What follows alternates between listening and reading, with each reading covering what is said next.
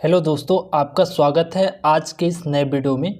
आज की इस वीडियो में मैं इस तरह के क्वेश्चन को आपको हल करना सिखाऊंगा, वो भी बहुत ही आसान तरीके से। तो अगर आप कक्षा 6 से लेकर 10 के बीच में हैं या तो फिर किसी भी गवर्नमेंट एग्ज़ाम की तैयारी करते हैं अर्थात कंपटीशन की तैयारी करते हैं, तो दोनों कंडीशन में आप इस वीडियो को पूरा लास्ट तक देखिएगा। ऐसे सवाल आप बहुत ही आसान तरीके से हल कर पाएंगे अगर आपने वीडियो को ध्यान से देख लिया। तो चलिए ये सवाल को हल करना शुरू करते हैं। तो ऐसे सवालों को हल करने के लिए बर्डमॉस के नियम के अकॉर्डिंग इस सवाल को हल करेंगे, ठीक है। तो बर्डमॉस का नियम कुछ भी नहीं होता है, एक छोटा सा चिन्हों का नियम होता है कि अगर एक साथ, जैसे कि यहाँ पर एक साथ कई चिन्ह आ जाएं तो सबसे पहले किसे हल किया जाता है, बस इतना ही होता है बर्डमॉस के हिसाब से, ठीक है। तो मैं आपको एक छोटा सा यहाँ पे संकेत दे दूँ बर्डमॉस के लिए। तो देखिए यहाँ पर होता है बर्डमॉस, ठीक है।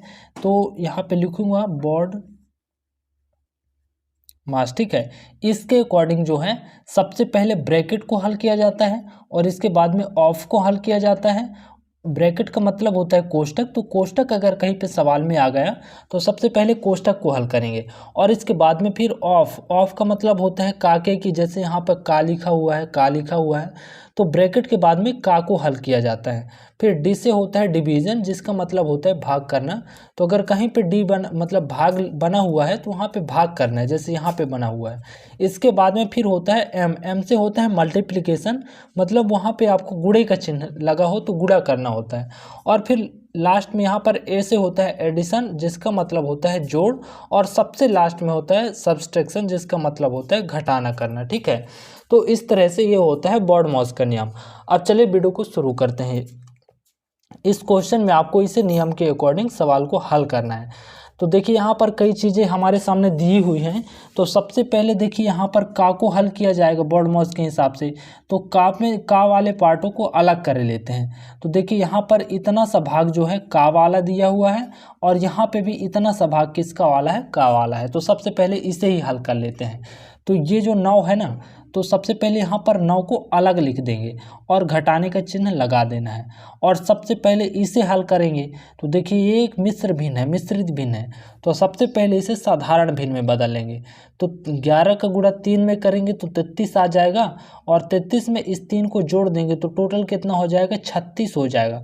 और बटे में कितना लिखा है, 11। तो इस तरह से आपको लिख देना है। और यहाँ पे का लिखा है ना, तो का को क्या कर देना है, गुणा कर देना है। और यहाँ पर इसे भी आप पहले साधारण भिन्न में बदल लेंगे। तो 9 एकम 9 और 2 कितना हो जाएगा, 11 हो जाएगा। और बटे कितना दिया हुआ है, यहाँ पर 9 दिया हुआ है, तो यहाँ पे लिख लेंगे 9, ठीक है। इतना पहले आपको हल कर लेना है, ठीक है। अब देखिए यहाँ पे किसका चिन्ह है, भाग का चिन्ह है, तो इसे मान लीजिए अभी आप लिख दीजिए। तो यहाँ पे कितना लिखा हुआ है, भाग का चिन्ह, और यहाँ पे 7 बटे कितना है, 9, तो यहाँ पे 7 बटे 9 और जहाँ पे का लिखा है तो गुणे का चिन्ह। और इसे पहले साधारण भिन्न में बदल लेंगे। तो 7 पना 35 और एक कितना हो जाएगा, 36, और बटे कितना लिखा हुआ है, 7 लिखा हुआ है। और इस सभी का मान आपको लास्ट में निकाल कर बताना है कि कितना आएगा। तो सबसे पहले तो आपको ये का वाला पार्ट ही हल करना है। तो ये है ना का वाला पार्ट, तो पहले इसे हल कर दीजिए। तो देखिए यहाँ पर बीच में लगा है गुणे का चिन्ह, और जब भी बीच में गुणे का चिन्ह लगा रहे तो संख्याओं को कोने कोने से काट सकते हैं, अर्थात तिर्यक में काट सकते हैं।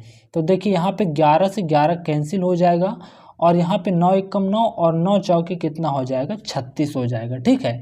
तो इसका मान टोटल कितना हमें मिला, यहाँ पर 4 मिला। और उसी तरह से इसे भी कैंसिल कर देंगे। तो यहाँ पे तिर्यक गुणा, देखिए यहाँ पे जब बीच में गुणे का चिन्ह लगा रहे तो तिर्यक में काट सकते हैं। तो ये 7 से 7 कट जाएगा और 9 एकम 9, 9 चौके 36। तो अब एक बार इसे देख लीजिए क्या क्या यहाँ पर कटा, क्या क्या बचा। तो यहाँ पे 9 तो पहले से दिया हुआ था तो 9 लिख देंगे। और यहाँ पर इसका टोटल मान कितना है आपको मिल रहा है, 4 मिल रहा है ना। तो यहाँ पे माइनस कितना लिखेंगे, 4 लिखेंगे। और बीच में किसका चिन्ह है, भाग का है, तो पहले भाग का चिन्ह लगाएंगे।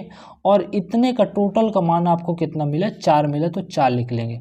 और इन सबके बराबर में आपको पूछा गया है कि इसका मान कितना आएगा।